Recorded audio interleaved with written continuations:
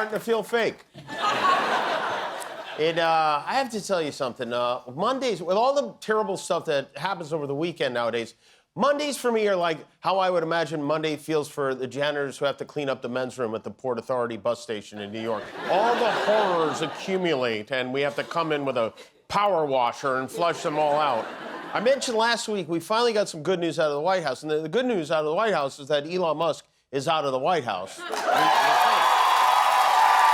don't know for sure, because they're doing their best to spin it to make it seem like his work is done. But the more likely scenario is he didn't deliver any what he promised, and they've had enough of him. But it can't look like Trump made a mistake bringing him in, even though he obviously did. So they had a ceremony, a farewell press conference to send the skittish South African off on his way and to catalog some of the many imaginary contributions Doge has made. Doge canceled $101 million for DEI, $20 million for Arab Sesame Street in the Middle East. Nobody knows what that's all about. Nobody's been able to find it. $8 million for making mice transgender. So they spent $8 million on making mice transgender. And he's reading it out of a 3-ring binder, so you know for sure it's true. You think he believes that? I'm not sure which is scarier, that he does or that he doesn't, because it has been repeatedly established that what Trump is referring to are transgenic mice, not transgender mice, which are mice used for gene research and have nothing to do with sex changes. There is no such thing as transgender mice. There's not even a Chuck E. Cheese in West Hollywood, okay? But to Trump, there is.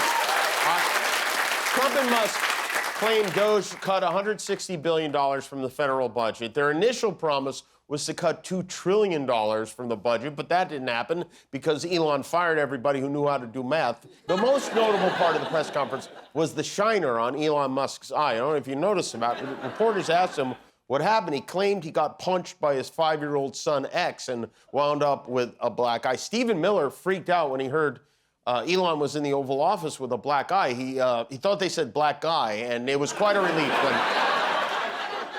Trump was effusive in his praise for Musk. He thanked him for working tirelessly. Well, yeah, of course he was working tirelessly. They say he was gobbling down 20 different kinds of uppers every day when he was there. And Trump even gave Elon a get-out-of-here gift. I gave him a little special something we have here. Thank you. A very special that I give to very special people. I have given it to some, but it goes to very special people, and I thought I'd give it to Elon as a presentation from our country. Thank you. Thank you, Elon. Thank you. Take care of yourself. Thank you. This is a lot. I think what I'm going to miss most is their chemistry, you know? I feel like all it would take would be one trip to the driving range together to convince Trump never to speak to Elon again. And who knew there was a key to the White House? Apparently, in his book, the first son-in-law, Jared Kushner, said Trump personally designed these keys, which explains why they say key to the White House on them. His master of subtle elegance. Over the weekend, the New York Times published a crazy story about Elon Musk, claiming, among other things, he was taking ecstasy, psychedelic mushrooms, pills believed to be Adderall, and so much ketamine it was affecting his bladder control, which is a delightful detail. Between him and Trump, that Oval Office is going to smell like an abandoned nursing home. Elon, of course, denied these claims strongly. Shortly after the report came out, he wrote, "To be clear, I am not taking drugs." That's a good start. The New York Times was lying their ass off. I tried prescription ketamine a few years ago and said so on X. So this, not even news. It helps for getting out of dark mental holes, but haven't taken it since then. And I do have to say, I believe him. I mean, does this look like a person who's on drugs? Thank you very much, everybody, for being here. He's done a fantastic job. Our country's given $5 billion plus. I don't think Harvard's been acting very nicely. I think Columbia wants to get to the bottom of the problem. They've acted very well. And they capture... Ask your doctor about ecstasy. Make out and dance to bad music on ecstasy. And mushrooms. Go to space without a ship on mushrooms. And ketamine. A whole garbage bag full of ketamine. And Bladderall. Blow up your bladder with Bladderall. I don't see any evidence of any unusual anything there at all. I mean, these are the movements of a perfectly normal, well-balanced human being. So Elon is leaving the cutthroat world of DC politics and headed back to work at SpaceX, where he is beloved by all. He offered us an interview at SpaceX's enormous headquarters. We knew we were in the right neighborhood when we saw this huge bust of Musk installed by his admirers and vandalized by his critics. Probably another one of his 13 kids. Never mind the Band-Aid. Who added Superman's chin to his face? But all that fraud and abuse Elon and his musketeers found through Doge is nothing compared to what our conspiracy theorist in chief uncovered over the weekend. Our current president blew the lid off a bombshell cover-up involving our previous president that goes beyond anything we've ever heard before. This is perhaps the most shocking political scandal in the history of this planet. On Saturday, Trump reposted this. There is no Joe Biden, executed in 2020. Biden clones, doubles, and robotic engineered, soulless, mindless entities are what you see. This is a theory that claims President Biden was cloned and replaced by a robot, which, first of all, aren't robots and clones two entirely different things? Not in Trump's head, they aren't. And secondly, I know Trump puts out this stuff like as a smokescreen to hide the fact that he's about to cut $600 billion from Medicaid, but this is so deeply nuts. How is this not on the front page of everything? The President of the United States is spreading deranged stories about his predecessor being a robot. Hey, Republicans, remember when you were very concerned Joe might not have the mental acuity to be president? Come get your guy, because he thinks Biden was executed and replaced by a clone, a robotic clone.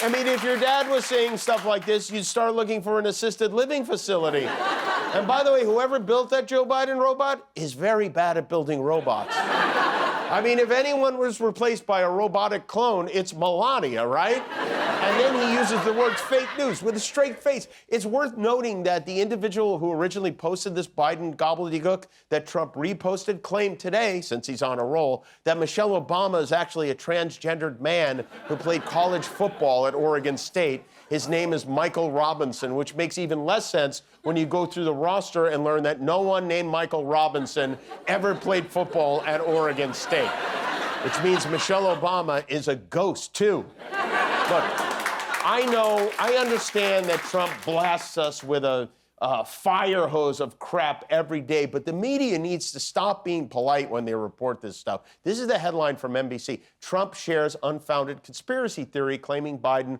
was executed in 2020. Never mind unfounded. This is not even a theory. That headline should be convicted felon posts insane fairy tale about cancer patients while constipated on toilet. Though I will admit, a robot Joe Biden would make a pretty solid movie. Get the best of both worlds. Fastest reflexes modern technology has to offer, onboard computer-assisted memory, and a lifetime of on-the-street elderly presidential programming. It is my great pleasure to present to you Joe Kyle. I'm staying in the race. This idea is a bunch of malarkey.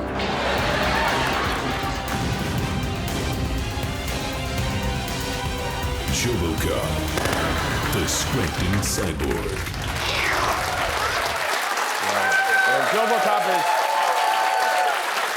It's just the beginning. Trump has a lot of other great ideas, including a possible pardon for Diddy. Trump took a break during his goodbye party for Elon to weigh in on whether or not he would consider a pardon for his old pal Diddy. First of all, I'd look at what's happening, and I haven't been watching it too closely, although it's certainly getting a lot of coverage. I don't know. I would certainly look at the facts. If I think somebody was mistreated, whether they like me or don't like me, it wouldn't have any impact on me. Right. I mean, this is a man who's famously immune to flattery. It makes no difference to him at all.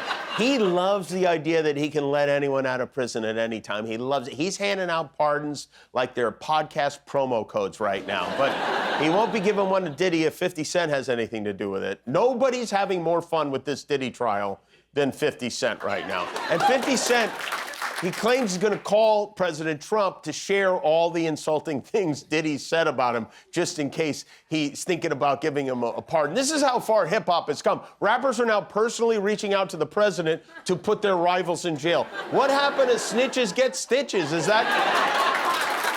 And also, can you imagine the list of calls Trump fields in a day is bananas. All right, Zelensky, I got to hop off. I got Fiddy calling about Diddy. And...